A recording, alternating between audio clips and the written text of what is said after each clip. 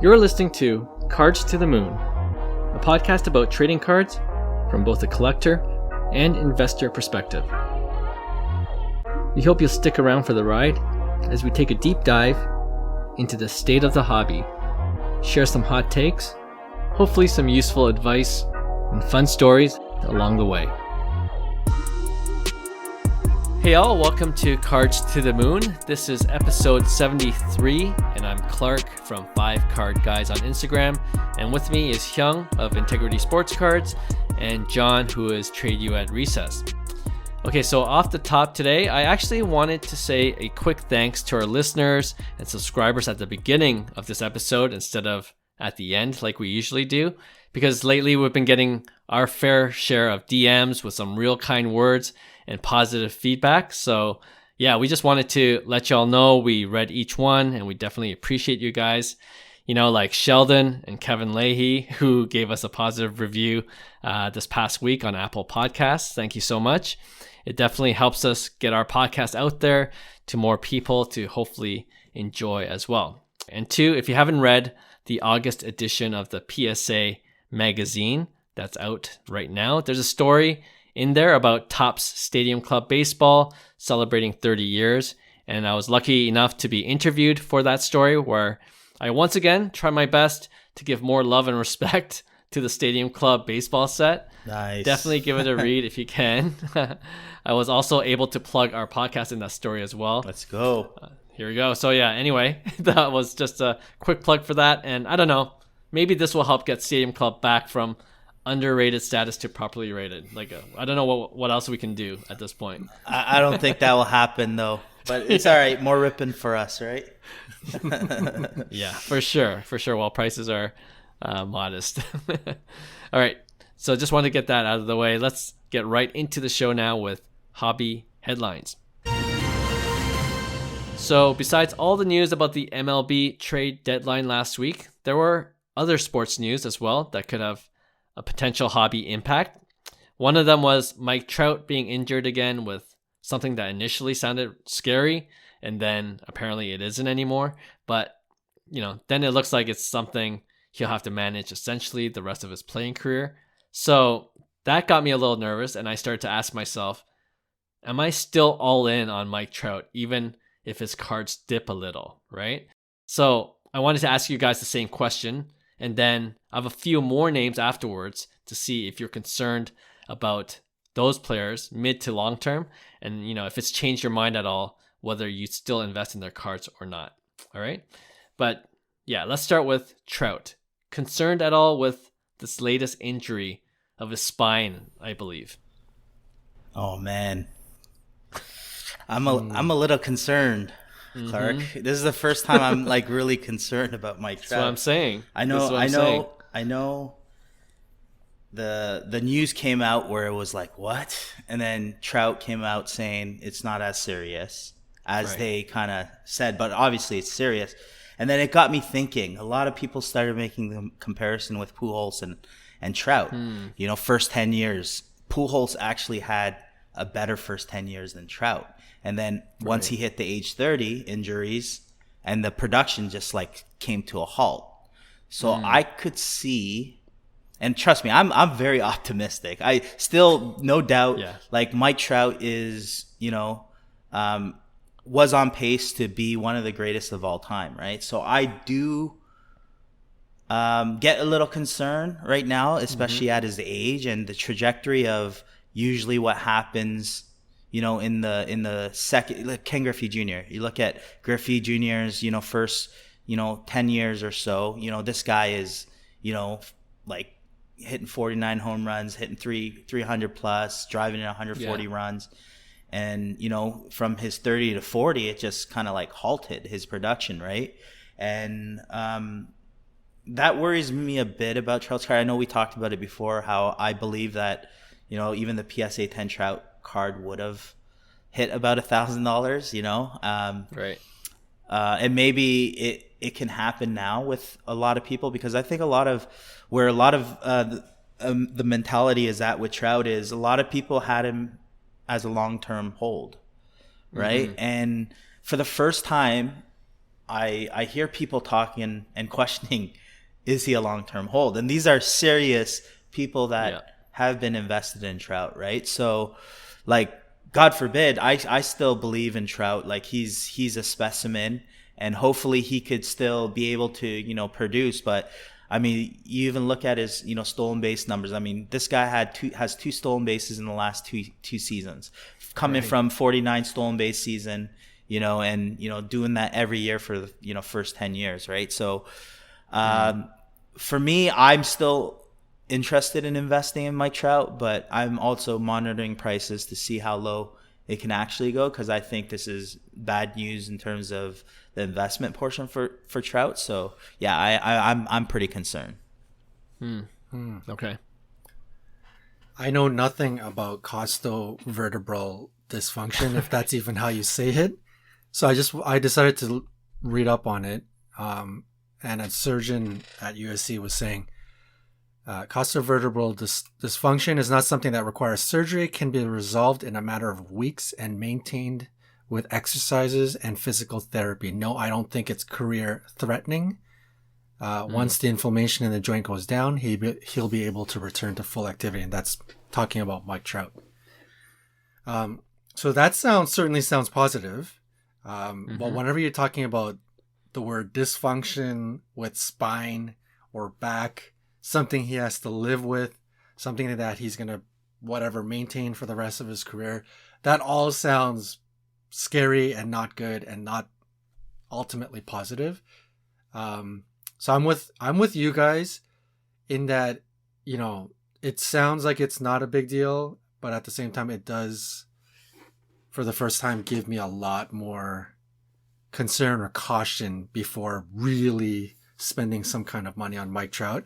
I have not done that yet, but this certainly makes it a little bit scarier, without question. So I could see that also happening with the general market for Mike Trout. So there might be some softening to be had in Mike Trout cards within the next little bit. Who knows? But we'll see. He could also come back and start crushing homers and doing his usual thing, and people will just completely forget. So we'll see what happens. But there's no question there's a bit of concern. Yeah. For me, it's like he's a player now where I think when he is healthy, that caveat, when he's healthy, he's the top guy. Sure. But when is he going to be fully healthy? When is he going to be able to play a full season? It's been a while since he's done 6 that. seasons, right? man. It's been 6 seasons. Yeah, it's yeah. So, even the beginning of this season, I'm like, you know what? I'm all in still. Like Mike Trout, generational player. If I see prices dip, then I might pounce on getting a Mike Trout, rookie auto. Like that's one of my Grail cards too. Right. But after reading this, like something changed. Like you said, to hear this is something he might have to manage his whole life and certainly his playing career. Like you just don't know how your body is going to react, right? From day to day, from week to week. Right. And then it might require, like he might be a player that just is able to play 120, 130 games a season. Right. And that's going to make an impact in his overall numbers. He's still going to be a Hall of Famer. Yeah, but for sure. Is he going to be number one? I don't know, right? No, far from it. Like that's the thing. It's like he has to continue what he's been doing for his first 10 seasons and like beyond, right? So it's like, he stopped his running game and that's the thing. It's like, I still think he's a sound investment because if you look at, he has a career WAR of 80, that's good enough to get you into the Hall of Fame, if his career ended. But that's the thing. The flip side is you're talking about like GOAT status that people are talking about to if his career numbers ended today, we're not even sniffing, really kind of like Hall of Fame numbers. Right. So that's the other story to it. But yeah, I'm hopeful, even for the sake of the game, that he's able to overcome this. And, he is that kind of like blue chip investment that everybody thought he was, just for the sake of the hobby and, the people invested in him. So I don't know. It's tough, right? I would just be wary, and just monitor prices. There might be good deals to be had in the coming months. Yeah, that's exactly what I'm doing. Like if it hits a really low number, if like people are just off in waves, and it might be just a perfect opportunity where I just can't not buy it. You know what I mean? Right.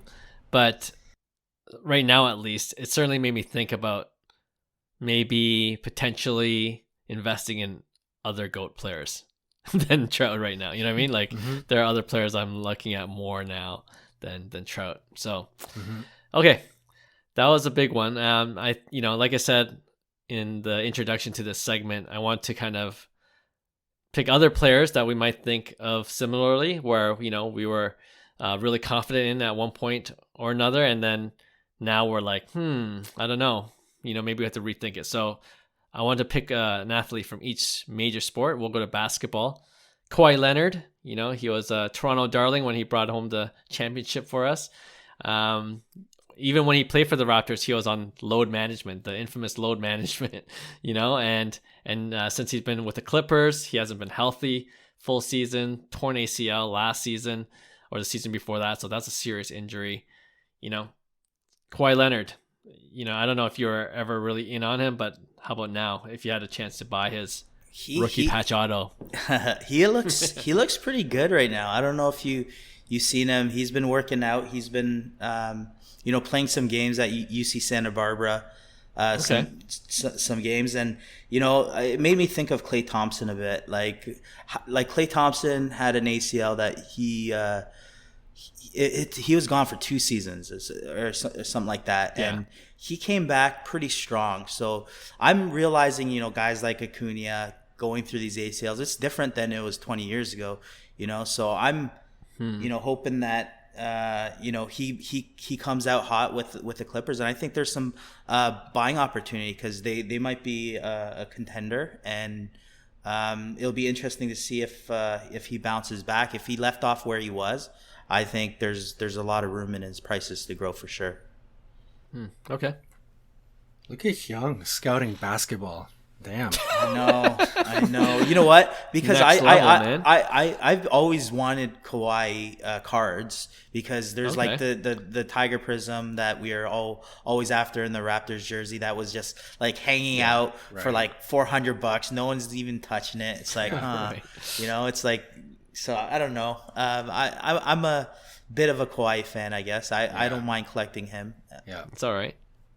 When you say Kawhi Leonard, you're speaking to the probably the wrong crowd in terms of giving advice, because as a Canadian Torontonian, there's no question Kawhi has a soft spot in our hearts, and every Canadian probably feels the urge, to have some sort of Kawhi PC card. So is he on our list to buy something of Kawhi? Sure he is. He's always been on my list to pick up something of Kawhi's eventually. For the rest of the world that doesn't care about Kawhi as much, I think it's pretty tough, man. He's had some significant injuries. I think Kawhi is going to be, my personal opinion, I think he's going to be on load management for the rest of his career. I don't see him as a player that is going to play 82 games, not even close, maybe not even 65 games. It is what it is, and that's just... I know whatever team that has him is going to do that to make sure that they get the most elite effort out of him on a game-to-game basis, which is tough to see because I think Kawhi, when you just watch him, and we've watched him that season, and when, Spurs fans watched him, he's certainly a special player. I think had he not gotten injured, and perhaps maybe he got a third ring, I could see, for me at least, in terms of just seeing special players. Over the lifetime of me watching basketball, we have seen special players. Jordan, Kobe, Hakeem, Shaq. There are special players. And to be honest, Kawhi, from what I witnessed, he is a special player. But I don't think he's going to get that recognition. I don't know. I think he deserves to be in top 20 at some point, but I don't think he's going to get there because he's just been too injured. And I see him like Peter Forsberg in hockey. I think Peter Forsberg could have went down as one of the all-time greatest hockey players, but the injury just prevented him from ever being in that kind of conversation. Right. So I can see that for Kawhi as well. So in terms of long-term investment, I mean, his cards are so low right now. So, you could get in on it, but I could see money being spent elsewhere if we're being quite honest in terms of like long term, short term. I'd probably stay away from Kawhi, but the three of us, we are going to pick up a Kawhi PC at some point, so we're on it. But the rest of the world, I would say no. Kawhi's a no go. Okay. Well, you know what? Speak for yourselves. I'm still salty you left the Raptors to go to the Clippers. So screw Kawhi, all right? Oh, I'm salty too, but it's weird. I still love him. I hate him and I love him, you know? Right. Yeah, he did bring us that championship. So yeah. I'm with you, John. Like, I don't know if he's gonna ever hit that top 20 status because he'll be limited in his playing time. I'm on. Yeah, I agree with you 100% there. And I don't know. We talked about Kawhi before. Like, you know, in basketball, it's about big stars, and he just doesn't have that personality. You know, like I think he's hilarious personally, just the way he acts around the league and just him being Kawhi. Yeah. But you know, people in the hobby, a lot of them want the KD types or, you know, Steph Curry, people that are media savvy, and, you know, not a awkward type around media. So I think there's a limit and there's a cap to how much Kawhi cards can go for. So as a PC, for sure, you know, you do you, but yeah, I'm not so sure as an investment piece, my opinion. Right. Okay, let's go to hockey, and I'm gonna throw out Evgeni Malkin out there. He just signed a big contract with the Penguins. I guess he's gonna end his career there. Mm-hmm. But you know, if you look at his latest injuries, 2 major knee injuries in his career, another year older. How old is he now? Like 36, 37? He's old. He's getting up there. Mid-30s. He might be older. Sure. No, he's not that old, is he? Let's check. I feel like he's mid-30s, but yeah. Well, 34? While you guys check. No, is he? No, he can't be 37. Come on. 35. 36. 36. 35? 36. Okay. There you go. Yeah, he is that old. Jeez. Yeah. So, you know, Malkin, and he signed this big contract. He's going to play with the Penguins, and, you know, is he going to be one of those types, I wonder, like, that's just going to fade? You know what I mean? Because he's older. He might be in, you know, I don't know if he's going to play another full 80 game season. Right. He's going to make it the Hall, but yeah, I don't know. Yeah, I think he's a buy. I think he's just too cheap. Like, we talked about this in previous episodes. Like, these guys are, you know, still generational talent in my opinion, and they've left their legacy where, you know, they're going to be Hall of Famers, right? So you look at from a long-term perspective and look at where prices are right now. Yeah, you might not be able to flip it in 2 weeks, but like, we've talked about it in the last, you know, many episodes, get out of that mentality and see what are great sound investments. And I think based on his prices for who he is and what he's done in his career, I think he's so cheap. Yep. So I think he's a buy in my opinion. Yep. I agree too. We talked about Malkin a couple of episodes ago. Surprised that he re-signed with Pittsburgh. As a fan, I love seeing it. It's great to see him committed to the entire organization for the lifetime of his career. In terms of hobby love, I think had he gone to the Capitals or some sort of different buzz had happened, we would have seen his card spike. Good news is if you've been searching for Malkin, this has probably sort of flattened his price rather than hyping it up, even though he did re-sign. So that's the good news. Yeah, I'm with Young. He's in the Hall right now, no question. He's one of the greatest Russian hockey players of all time, one of the greatest hockey players of all time. Multiple Stanley Cups. You know, I think if you were in it, again, very hard to find his Future Watch auto in a PSA 10 or whatever grade you're going for. But if you happen to see it come out in auction, I could, you know, had he got traded, I could see it probably had been selling for $1,000, maybe upwards of $1,500. Because he went back to Pittsburgh, you could probably, you know, it might be a bit of a sleeper pickup.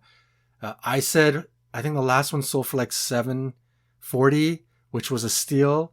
I'm not sure if we'll see that price, but if you could get it for $850, I don't know. You know, maybe I'm dreaming. I think it's probably $1,000 card, but even at $900, $850, you know, if you're in it for the long term, if you're in to investing for the long term, if you're into betting on hockey, being the next one up to spike in the hobby, I think Evgeni Malkin is one of those investments. I think it's pretty good. So, yeah, I think he's a buy.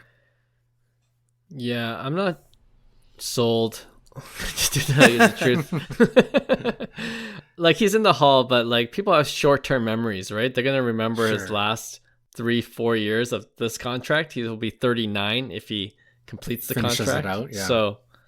So, you know, like I looked at his numbers. Like when he's playing, he's kind of like Trout, right? When he's playing, his numbers are point per game. Like he's there, solid. But can he play a full season to get those, you know, get those quantity numbers up, right? So I don't know. You know, we'll see. And like, yeah, we just checked his age, 36, so 37 next year. Yeah. Penguins themselves are getting older, right? Aren't they? Yep. You know, Crosby's not getting any younger either. So who knows what the Penguins will do as an organization, but yeah, as a fan, sure. Like you love seeing, that's rare to see players play out their whole career for one team, and just shows the value that they have for that particular team. But yeah, as a hobbyist, if I'm just like a, you know, investor type, especially, like there's just opportunities elsewhere for me. Right. But that being said, I love Malkin too, and he definitely deserves more respect for sure. A lot more respect, Clark. A lot more respect. Right. Well, here's another thought, right? You know how Future Watch autos have started to pop off? Because Future Watch is relatively new. I mean, when did it? I think Future Watch autos came out during the Crosby year. I think, was that the first Future Watch auto? Anyways, it wasn't. It was probably like early 2000s. Okay. So now we're gonna start seeing Future Watch auto Hall of Famers. So that's just a thought, right? You know, all the Hall of Famers in hockey is O-Pee-Chee and some of these sort of like older vintage, modern vintage cards.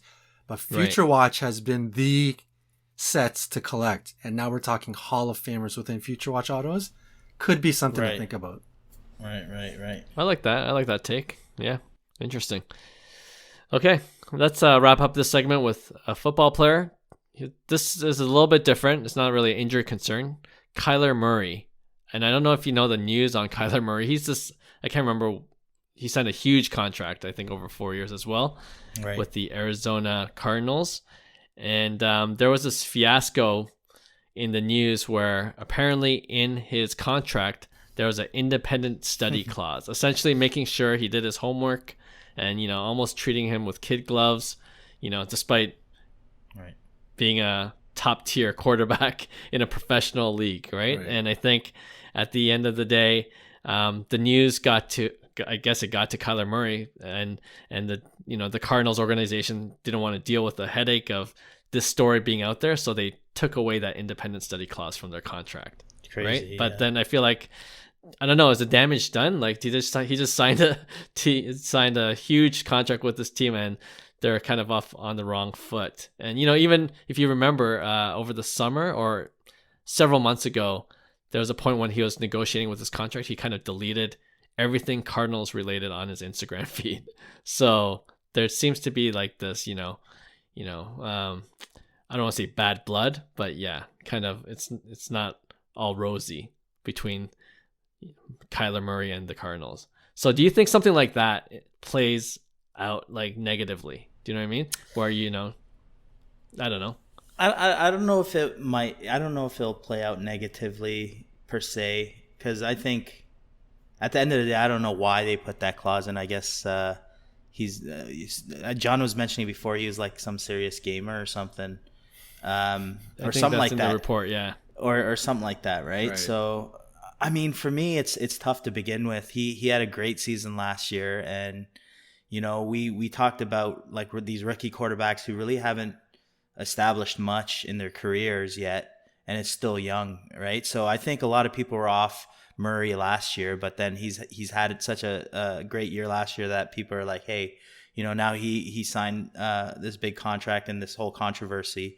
So I don't know, like if that news would impact his prices negatively, because I think his prices were being affected regardless. Like a lot of people are trying to sell Murray last year and they were having a tough time.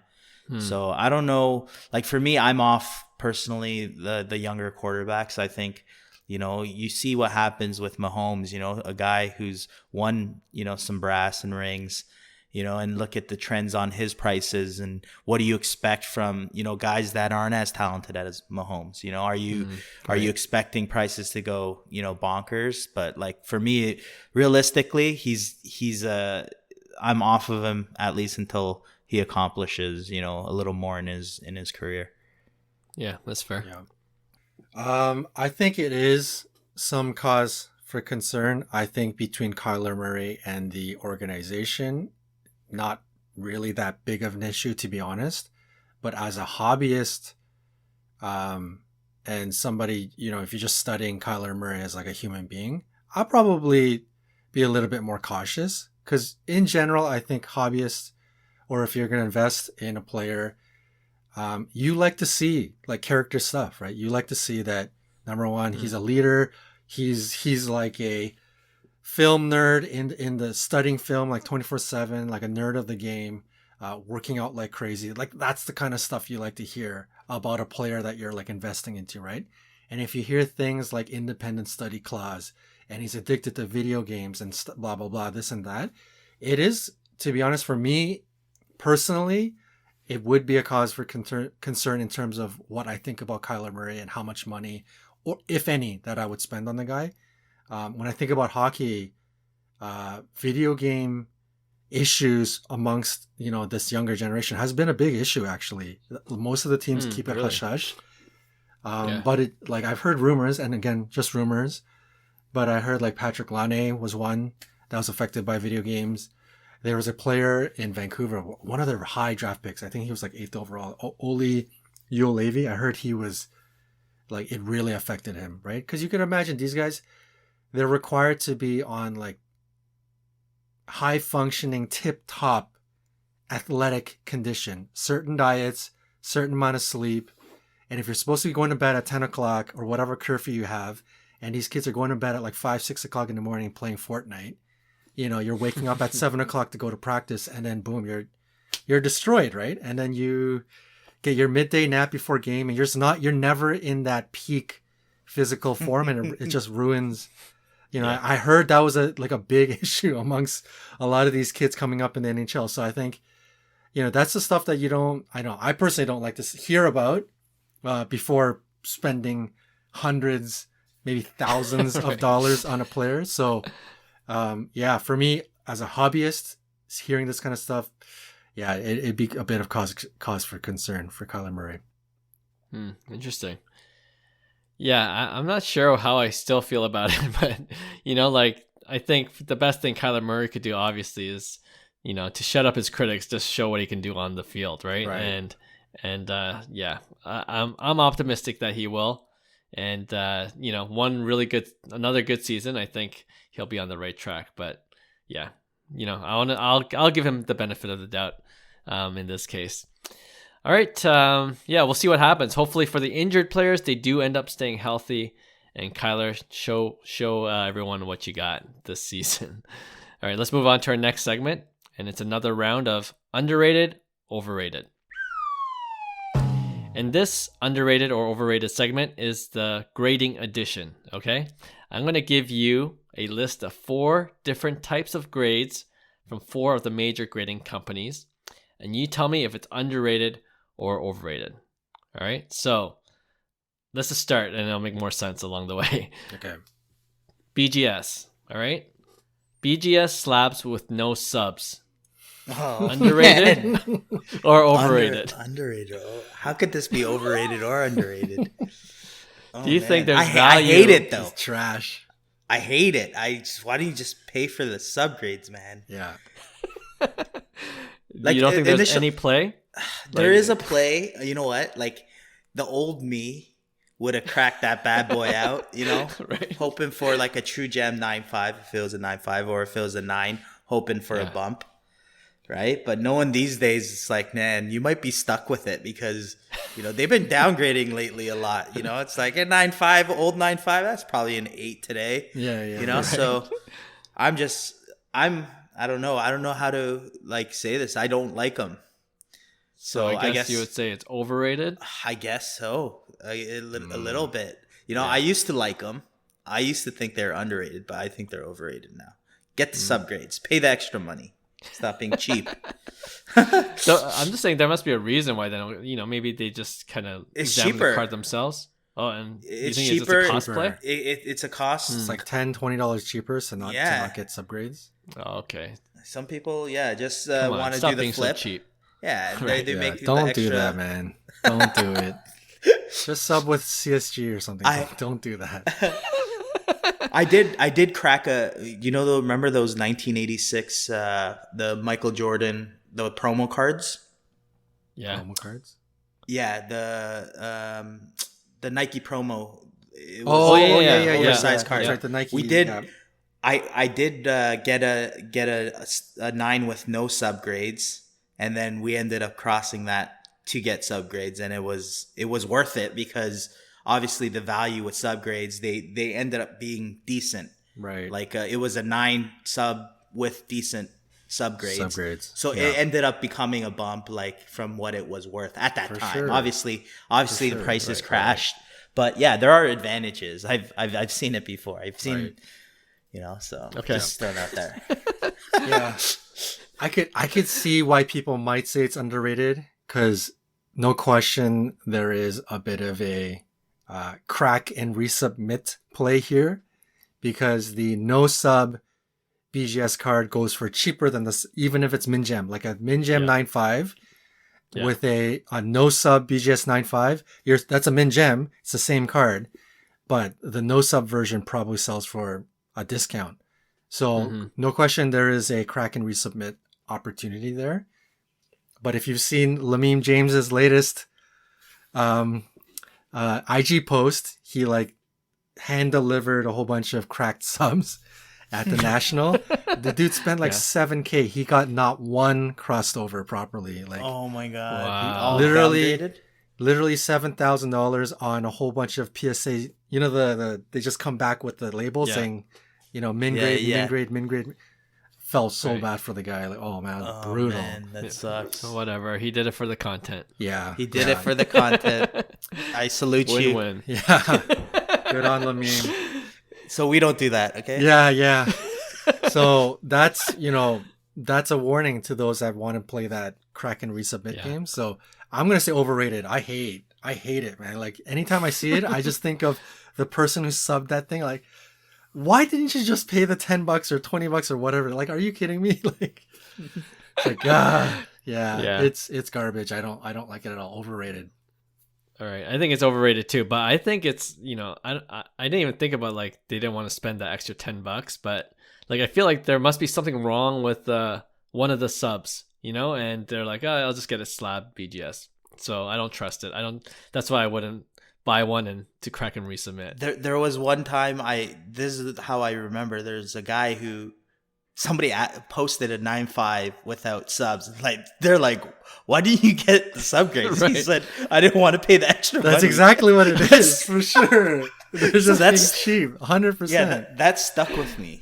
Okay. So it's these guys do it for the $10. Yeah, okay. At least at the time, a couple years ago. You know what? To be fair, I don't think many people are submitting to BGS with the no subs. I think if you probably looked at BGS stats, I'm sure it's very, very minimal these days. Back 2 years ago, back 3 years ago, before the hobby went nuts, I'm sure people underestimated how much subgrades were valued in the hobby, right? In the space. So they thought, you know what? If I get a Min Gem, which I think this is, back then it might have been, we don't know the stats if we don't have it in front of us, but the no subs versus subs Min Gem 9.5 might have been the same value. So why pay the extra $20 to eat into your profits, right? So I think back in the day with some of those floating around, it made sense, to be fair to these cheapos, but sorry if we've offended you with that comment. Yeah, You're I'm one not. Of those BGS. Yeah, notes. sorry, not sorry. All right, let's go on to the next one. Ready? SGC Gold Label. I think I'm going to say underrated because the price that some of these SGC Gold go for sometimes they're like at PSA 10 values, which I think SGC Gold is, their version of pristine. The only knock I'll say is they have the weakest labels.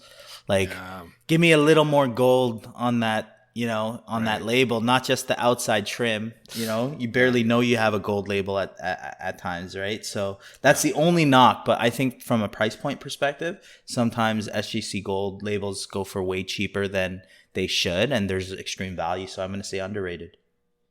Okay. Right. I'm saying overrated. Sorry, SGC. I think it's overrated. I know back a year ago when we first started, or over a year ago when we first started this pod, we were liking the gold label. The more and more I looked at it, I'm with Hyung. Like it's a pretty underwhelming label for what it is for that card. And I think because of that, some people actually get kind of confused, right? Because the gold label is supposed to be the flawless card. But some people think because it doesn't look that special, this is kind of equal to a PSA 10, or it's equal to, at best, like a BGS 10. This is not a black label. This is not a super, super special card. It's just like a pretty strong SGC 10, right? So I think even though SGC meant it for it to be pristine and to be a flawless card, I think because of the underwhelming marketing, label, all of that stuff, people don't see it as that special. So it's, to me, the prices are lower than it should be, but I still think it's overrated. I think SGC needs to clean it up. Yeah, I think it's underrated. Like, if you see the value of some of these SGC Gold Label cards, like there is certainly a premium on the value of those cards. Right. And I think SGC intentionally, like they're really, they don't just give out SGC Gold labels. Like it is pretty rare, right? So I like that. And really, it's just a simple fix. If SGC listens to our podcast and hears us how we hate the current look of the SGC Gold Label, like if they change it, I'm sure they'll re-slab the one currently that's out, and then it's still, the process is still the same. It's really hard to get SGC Gold Label, so it's just really an aesthetic play. They just got to change the look of it. True. And then so I think it's underrated, but I do agree with you guys. The label itself is a little bit weak, so hopefully they change that. All right, and speaking of grading companies that changed their look of their labels, CSG, their new labels, underrated or overrated? So this is completely opposite of the SGC Gold Label for me, because I think it was a great move for CSG, to be honest. But honestly, the last time I remembered CSG was the last time we talked about it on the podcast. Right. So for me, it serves absolutely no value. So I'm going to say overrated, because it really doesn't serve a purpose in my kind of portfolio, because I don't have any CSG graded cards. With that said, I think they did a great job with their new labels. I do like them, but I still think they're overrated. Okay. I liked them when they first came out. I liked it right from the start. I think I mentioned it on the pod. And now that it's been a number of months, I still like it. I really like them, actually. And I've heard, I never got to really touch a CSG case in person. But Neo Card and Comics, one of the YouTubers that I follow, he has some, and he said in person, it is the cleanest slab you could find. Like PSA slabs, they already kind of come with like buffed scratches sometimes, and it just looks kind of hazy once in a while. But he was mentioning how the CSG slabs, they feel solid, they feel premium, they're super, like super slick, pristine windows, clarity, all of that stuff. So it sounds great. I think the label looks amazing. I'm all about it. And the only problem is overrated, underrated. I don't know if you guys have noticed, but CSG prices have been doing pretty decent, man. Like they're not, like I have been searching for steals and deals with CSG, and it's quite hard. Like I think the pricing is very, very similar to SGC, which is not what I've been wanting. I've been wanting to get some steals. So can I say it's underrated? I don't know. Might be like rightly rated. Can I say it's overrated? I don't know either. So I'll say Properly rated. Yeah, I'll say 49%. Like just barely underrated. Barely underrated. How many CSG slabs do you have? 0. Overrated. Who are you kidding? Come on. Yeah. Oh man, you know what? That being said, I'm with you, John. I think they're slightly underrated as well. Like, they're old green slabs, like labels, like cheap. Automatically, I was not interested in any of their slabs. You know what I mean? Like, it's just an automatic pass. But now, it's a little bit more modernized. I still don't. It's not the greatest in terms of the look of the label for me. Sure. But it's certainly getting more attention from, I feel like, generally speaking, from collectors. And, I also heard their CSGs, like 9.5 is really hard to get. So, like, not a lot of people, but I've heard of some people, like, trying to cross those over. Yeah, right? But you don't want to be known for, like, the horror of, of upgrading. True. It's like, yeah. That's all CSG is good for. Yeah, it's like you're the pre thing for the PSA event, Yeah. So what do they got to do to be like, gain legit market share? I don't know, man. I think they've been gaining pretty decently. Honestly, I forgot about CSG since we last talked about it. Like if you look at my eBay search history, there will be no CSG activity at all. Right. So it's like, for me, it's like, that's kind of weird. I do like their slabs, don't get me wrong, but that's why I said it was overrated, because, no marketing, nothing in terms of the hobby. I don't see them around. I see more FCG, to be honest, just in my, I guess, in my feeds and stuff like that, right? So maybe I need to start following CSG to kind of see their slabs more. Yeah. That being said, I'm still saying underrated. I think there's certainly a play there to, For sure. to get good deals. Right. Yeah. But apparently you got to search for it harder, according to John. So we'll see. Okay. The last one, good old PSA. I thought about this because the LeBron James triple logo man was graded PSA Authentic. What do you guys think about that PSA Authentic slab label?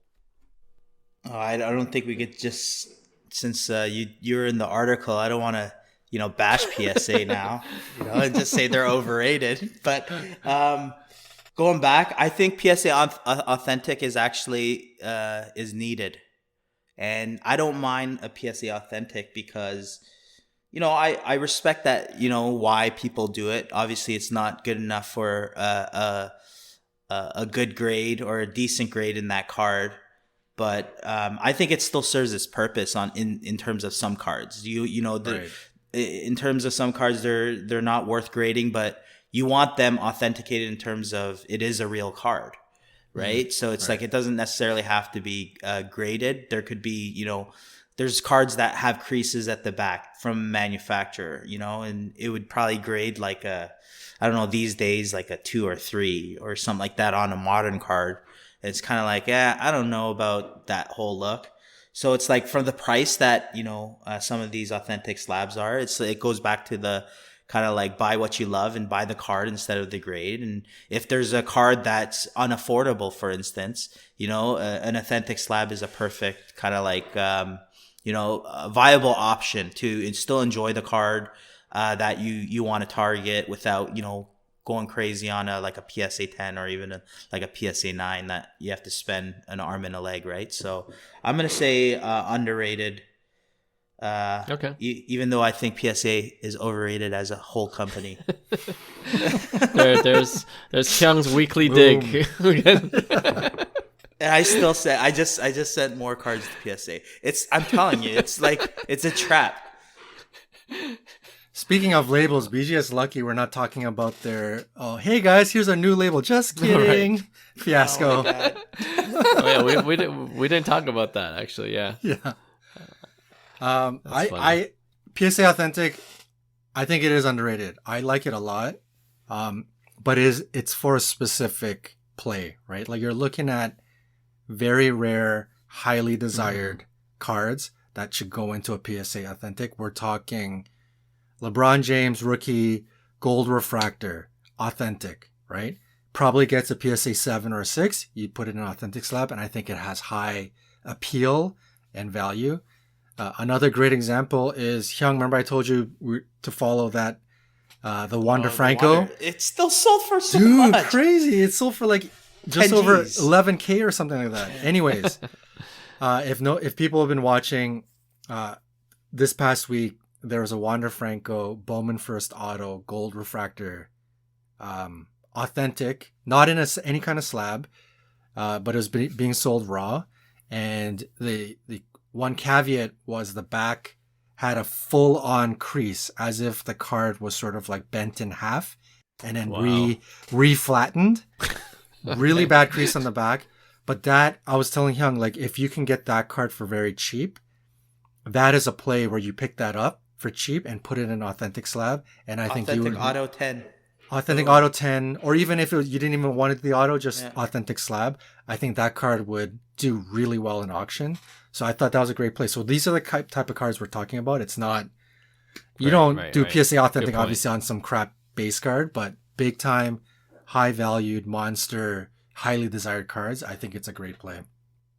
Okay.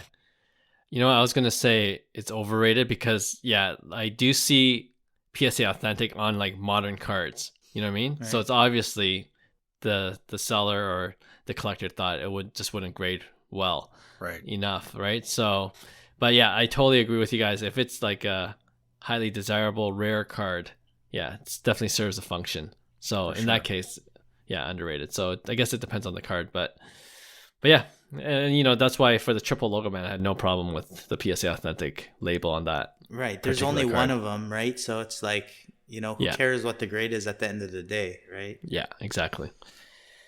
All right, another fun edition of Underrated, Overrated. We'll think of a new one for a future episode. All right, let's end off the show with our weekly segment, Pick One. And if you're a first-time listener, this is when we put up 2 cards or 2 sets each, and then we debate which one we would rather invest in. And as usual, we always ask Hyung to start things off. That's all right. Let's do it. With all the Soto top trade this past week, I'm going to go a couple cards that I think are decently priced, and you see some actions, especially over the last couple months. Soto's prices dipped. You kind of see a bump in just more recently. And I'm going to pair up the 2018 Topps Update Juan Soto Rainbow Foil PSA 10. So it's a pop 373, right? And the last few sales were at $750 to $975. Okay, versus a 2018 Topps Chrome Update Pink Refractor PSA 10, and that's a pop 721, and the last few sales were $1,000 to $1,150. So a higher pop card going for a little more. I guess the pink is a little more desirable from a bling aesthetics perspective. Paper versus chrome, that whole debate. But what are you guys picking as the better investment? If I had about $1,000, do I come under budget with the rainbow foil as my good investment, or do I pay the extra and grab a pink? Now that Soto is a Padre. Right. Last year, I was on the hunt for both of these cards. I may have actually used this in one of our 1v1s as a question to you guys. And at the time, I think I had fell on what I decided what I wanted, and I started watching, and it's the pink refractor. So for me, it's definitely the pink refractor.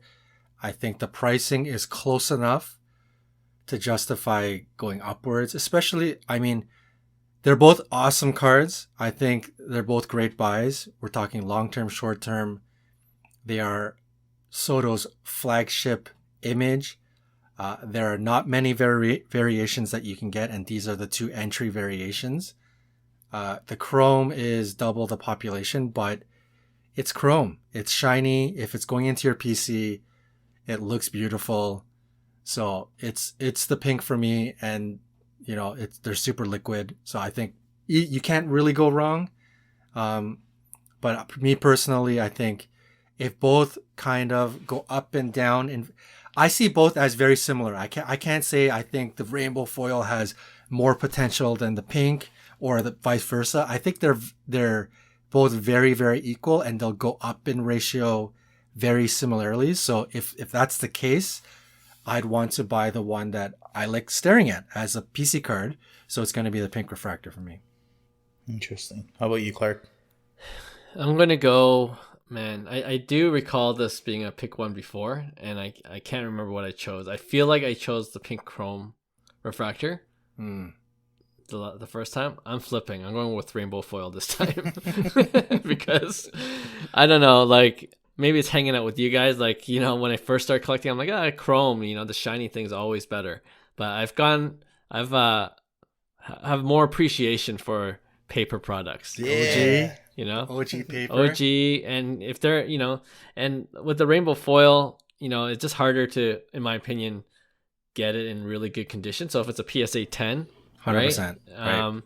And it's a lower pop, I like that. And yeah, you know, I like the look of rainbow foils. You know, you just kind of shift it left to the right. You like the shine that, you know, that you see off the light. Right. And yeah, so all things, and then, you know what, for some reason, my personal bias, but I just think pink refractors are like, it's just a cheaper parallel. Maybe it's because I see so many in basketball as well, especially where it's just like it's a dime a dozen. So like that's ingrained in my head. So, you know, that's probably has a factor to my decision. But yeah, I'm going with rainbow foil in this case. I was thinking where the Soto pinks came from, but I think they were like mega boxes that year. And that's where the kind of pink, the mega box, I think. It's usually cellos, right? It's usually cellos. Yeah. And then you get the pink pack. That was in 2019, but I'm not sure in 2018. But yeah, this one's tough for me because I'm paper OG. You know, chrome is I guess the more modern love, and I think the rainbow foil is such a beautiful card, like aesthetically. I think it's so underrated. If there's a parallel, I think rainbow foil is one of the most, obviously for condition reasons as well. It's very difficult to gem.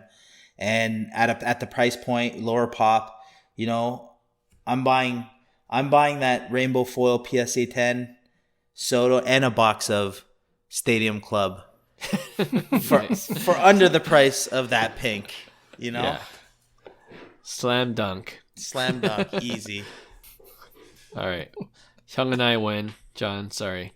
Next time. I'll be laughing with my $1,200 while you guys cry with your trash Stadium Club pulls. You might be right. All right. John, you want to go? Yeah. So in true Mahomes searching fashion, Clark, as you mentioned, optic hollow prices being what they were last week, I started doing some research on Mahomes and realized, man, this is going to be my 1v1. 2017 Mahomes Prism BGS Min Gem sells for around $1,550, which I couldn't believe, versus that optic hollow 2017 PSA 10. Last two sold for roughly around $1,850. There's two more auctions that ended this week.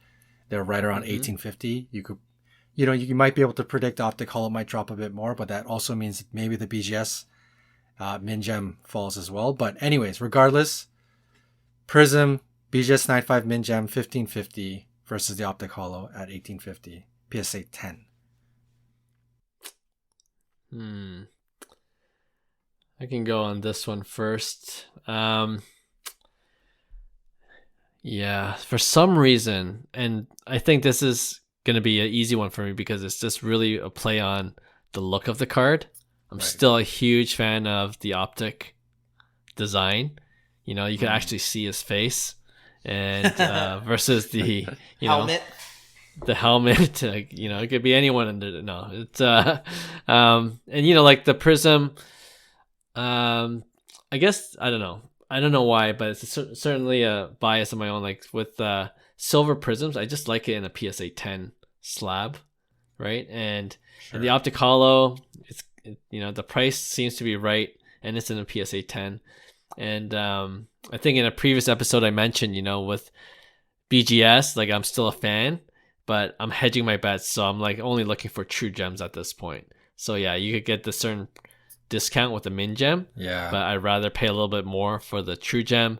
And then if that's the case, I'd rather just get a PSA 10 of the Optic Holo, which I like the design better anyways. So, and it's a holo, so yeah, I'm going with the Optic Holo in this case.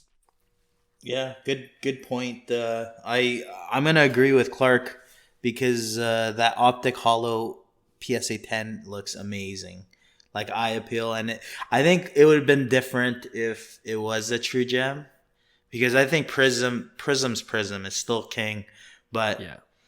I mean that year 2017 Optic, it's super low pop. There's not a lot of holos floating around versus silver prisms. So I'm gonna go Optic Holo. I think the card itself has tremendous eye appeal, and in the long run, I think it's gonna be a monster card.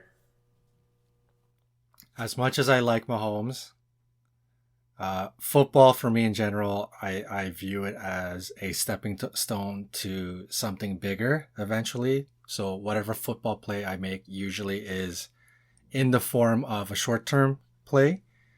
Mm-hmm. Mahomes was probably an exception because I do enjoy watching him. But the Prism is king. And when I look at that price, I was shocked to see that price, by the way.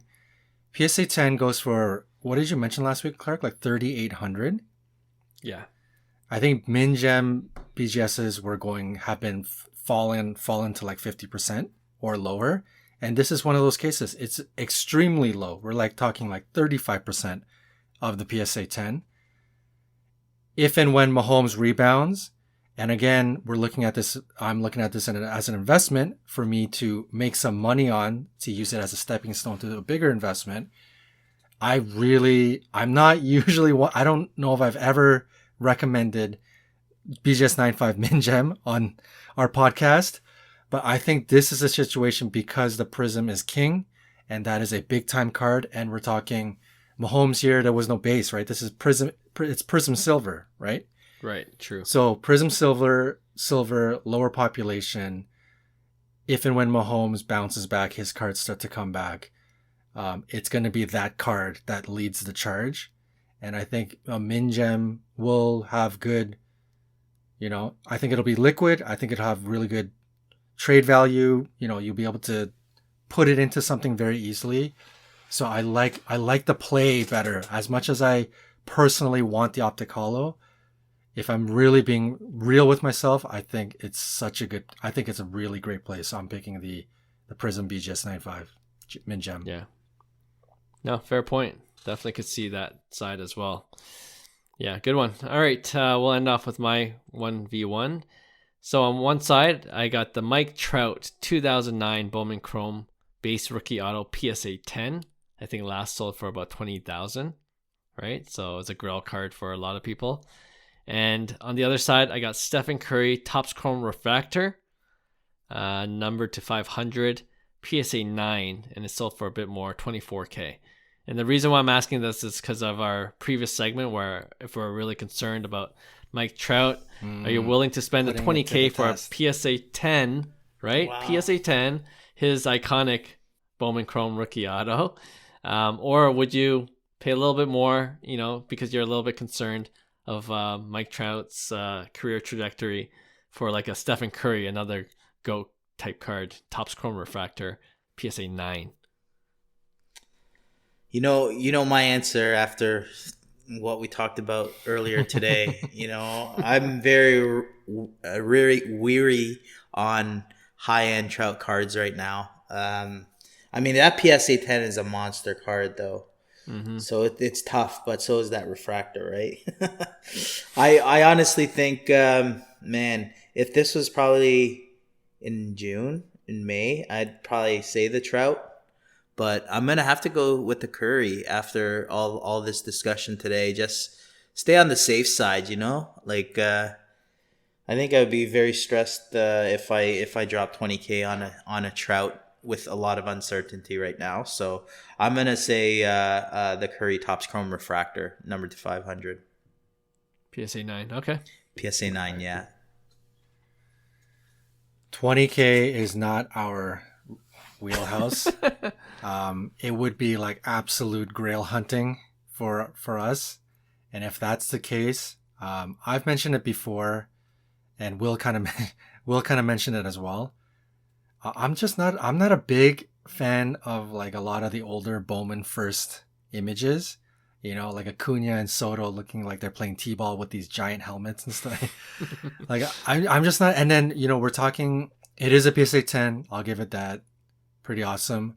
But the base rookie auto that's not a refractor, that's not numbered, with an image that's it is Mike Trout. Okay, it is iconic, but if I'm going grail hunting at 20,000, I would still want a card that I've really enjoyed staring at, PCing, showing off, whatever. And we're talking on the flip side, Steph Curry Topps Chrome Refractor. That is like, it is up there in the stratosphere of like grail hunting for a lot of people. And I'm, it is sort of a what have you done for me recently? Because you asked somebody 2 years ago, Mike Trout versus this. It's like 100 out of 100 is picking the Mike Trout, so I get it. I get that part. Mm-hmm. But yeah, for me, it's the Curry Topps Chrome Refractor, and even more so with a bit of the Mike Trout news. I think that would certainly, especially for us, if we're being real and we were actually spending this amount of money, I would probably be walking away from the 20K Mike Trout. I'd be like, ooh, I don't know if this is the most I would ever trade into or spend on a card. And I don't think it's the Mike Trout right now. So yeah, Steph Curry for me. Okay. Yeah, I like the Trout, because it is an autograph card to on card, right? Like, right. It's PSA 10. PSA 10, exactly. Right. And, the Steph Curry, like Topps Chrome Refractor, like when you talk about the design or look of the card, it's just a mugshot of him wearing like a sweater. It's not even in a jersey or anything, right? So like the eye appeal for me isn't there.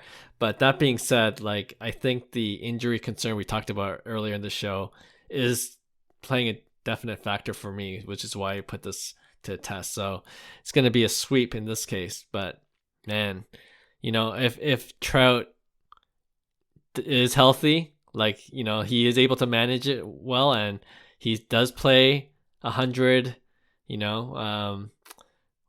Like he plays the full season, and he starts to add those numbers, like 20K is going to be the steal of the century, right? For sure. Right. But it's definitely high risk for sure. It is. Yeah. I mean, Steph Curry at this point, he has, me personally, I think he's cemented his legacy, right?